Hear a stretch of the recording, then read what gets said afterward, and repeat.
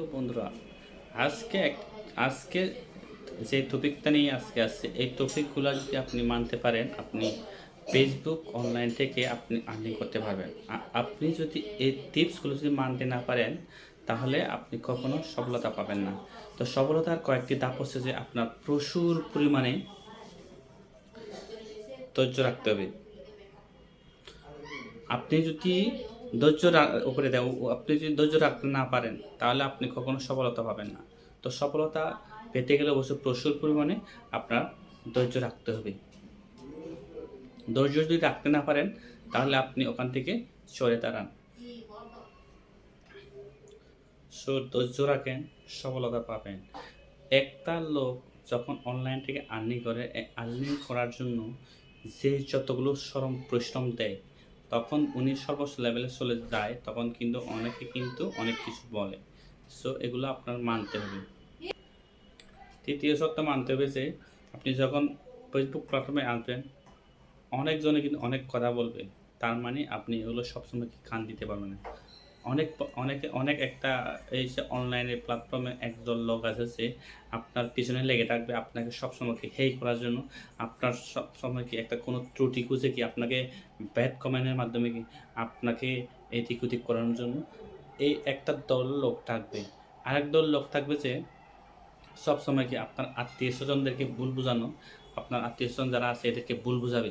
ভুল বোঝানোর পরে তখন কি আপনাকে এই প্ল্যাটফর্ম থেকে কি সরে ফেলানোর জন্য। নাম্বার 3 পয়েন্ট হচ্ছে যে আপনি যখন আর্নিং করতে আসবেন, তখন একদল লোক সবসময় কি অ্যাডভান্স কথা বলবে। অ্যাডভান্স কীরকম? আমি করে দেখছি ভাই, এগুলোতে হয় না। এ ধরনের বিভিন্ন ধরনের ভুল ব্রান্ডটি আপনাকে বোঝাবে। আপনি যখন এগুলোকে কান দিবেন, তখন আপনি কি আর আগাইতে পারবেন না। যদি হয় আপনার ফ্যামিলি মেম্বার, আপনার যদি আত্মীয়স্বজন যদি এই অনলাইন সিস্টেমে যদি কেউ আপনাকে সাপোর্ট না করে, আপনি ওদেরকে প্রথমত আপনার আপনার ওই ফেসবুক পেজ অথবা প্রোফাইল থেকে দূরে সরে রাখুন। আপনি যখন স্বয়ংসম্পূর্ণ হবেন, তখন ওদেরকে অ্যাড করবেন। বুঝতে পেরেছেন? আর আপনি যখন এই আত্মীয়স্বজনের থেকে যখন দূরে থাকবেন, অথবা আত্মীয়স্বজনের বাইরে যখন যাবেন, যখন আপনি সব কিছু সম্পূর্ণ কমপ্লিট করতে পারবেন, তখন কিন্তু অনেকে কেউ জানবে না। তো আমি অনুরোধ করব, আপনি অনলাইন থেকে আর্নিং করতে আসলে একদল লোক আপনার পিছনে ঘুরবে বাজে কমেন্ট করার জন্য। আরেকটা লোক কি আপনাকে আহ, কি কিছু অ্যাডভান্স কিছু দিয়ে দেবে। আমি করছি, আমি করতে পারি নাই, ঠিক আছে?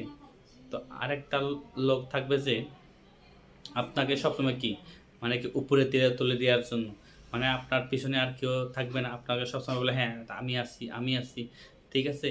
তা আরেক দল লোক আছে যে লোকগুলা সবসময় আপনার থেকে সুবিধা নেবে।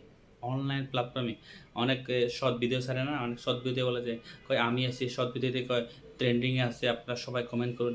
এ ধরনের কথাবার্তা বলতে আপনার থেকে কি সুবিধা নেবে, কিন্তু আপনাকে সুবিধা দেবে না।